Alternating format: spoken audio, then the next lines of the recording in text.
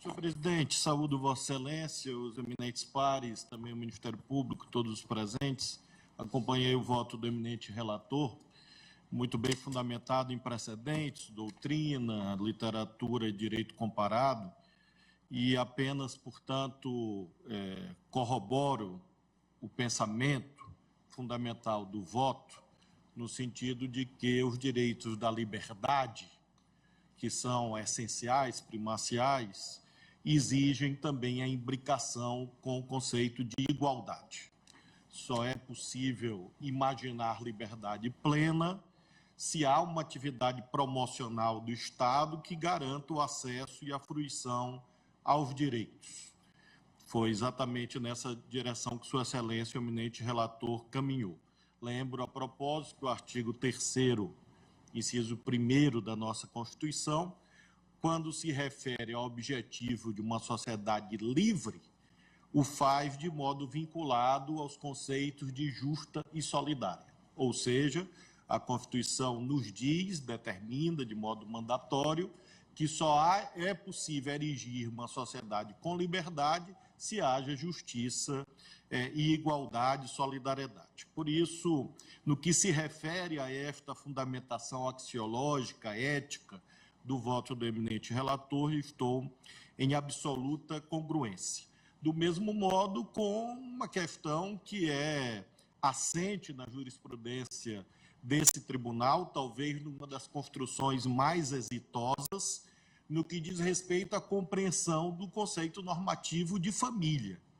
Isto não se trata de nenhuma hermenêutica que seja imaginativa ou deslizante em relação à dicção do texto constitucional. Lembremos que o Constituinte originário, no artigo 226, diz: a família, base da sociedade, tem especial proteção do Estado. E, ao dizer, não restringiu o alcance do que seja família. Pelo contrário, admitiu nos parágrafos a existência de múltiplas formas ou tipologias de arranjos familiares. E isto, de resto, além de ser uma emanação do direito positivo, é uma questão milenar. Há, às vezes, umas afirmações que me parecem destituídas de razão, no sentido de que essas outras configurações familiares seriam típicas apenas do nosso tempo. Não. Os estudos antropológicos mostram que em diferentes tempos, em diferentes espaços, houve configurações ou arranjos familiares de diferentes naturezas. Mesmo as Sagradas Escrituras mostram isso. Basta consultar o Antigo Testamento para ver que desde milênios nós temos, portanto, a proteção, a vivência de múltiplas formas de convivência afetiva.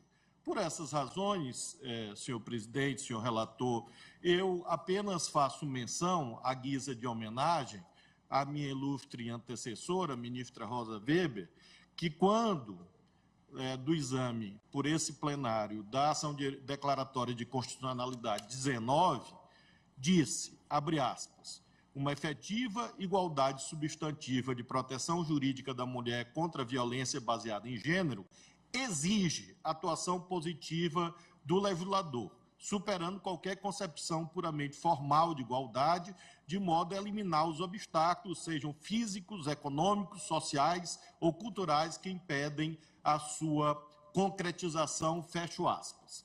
Há todos os precedentes mencionados por Sua Excelência, o ministro Luiz Fux, que vão nessa direção da compreensão dessa proteção jurídica indeclinável, com a nota da fundamentalidade e da essencialidade quanto às múltiplas famílias, obedecendo ao artigo 226 da Constituição Federal. Eu, portanto, adiro às premissas do voto de Sua Excelência.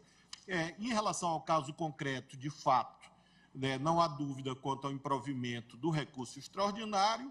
Em relação à tese, eu apenas chamo a atenção para uma consequência. Na medida que nós estamos dizendo que nessa hipótese de duas mulheres que adotam, ou neste caso, inseminação artificial, venham a ter um filho, nós teremos uma hipótese em que uma terá a licença maternidade e a outra algo equivalente do ponto de vista temporal, a licença paternidade. Eu apenas lembro que, por simetria, a consequência será que, quando se tratar de dois homens adotantes, do mesmo modo, nós teremos que um dos homens adotantes terá a licença paternidade e o outro, por igualdade, terá direito a uma licença do ponto de vista temporal similar à licença maternidade ou gestante. Então, talvez, ministro Fux, até para que nós possamos cumprir essa missão inerente à função da Corte Suprema de trazer segurança jurídica, de complementar marcos normativos sólidos, quem sabe fosse o caso de, a partir da extrapolação desse caso concreto, na tese, nós acrescentarmos um terceiro item para já deslindar também essa situação por simetria, para deixar claro que há igualdade de proteção entre as duas situações, sejam duas mulheres, sejam dois homens, havendo, portanto, essa equivalência temporal. Ministro Flávio Dino. Como eu voto, senhor presidente. Muito obrigado. Vossa Excelência se juntou a nós há pouco tempo. Nós temos tido, em situações precedentes, algumas discussões acerca da extensão que desejamos dar às teses. E temos adotado, como regra geral, uma posição mais estreita, no sentido de ficar tão próximo quanto possível do caso concreto. E o nosso caso concreto são duas mulheres, sendo que uma delas fez a gestação com o material genético da outra. É uma situação, eu nem discordo do que Vossa Excelência disse, mas eu, sinceramente, não me animaria a extrapolar aqui para muito além dessa situação. Até porque, entre dois homens, evidentemente, não será possível que um tenha gestação. Então, eu, sem discordar de Vossa Excelência, talvez exercesse um pouco de autocontenção na tese, seguindo uma tradição que temos procurado manter, de máximo de proximidade com a situação concreta. Senhor presidente, é claro que a autocontenção sempre é muito bem-vinda, aliás, tenho procurado me ater a isto. Apenas faço, talvez até como óbvio dito, para alertar que esta consequência haverá. Agora, considero, senhor presidente, importante fixar que é desinfluente para a consequência o fato de haver material genético, porque mesmo que não houvesse, a conclusão seria a mesma, tendo em vista que no caso da licença adotante assim tem sido. Isso. Mas, de todo modo, que seja um óbvio dito, uma compreensão de que tal ocorrerá por derivação do que nós estamos aqui construindo. No caso da licença adotante, eu mesmo fui o relator e concordo plenamente. E concordo com o óbvio dictum também, não discordo do conceito.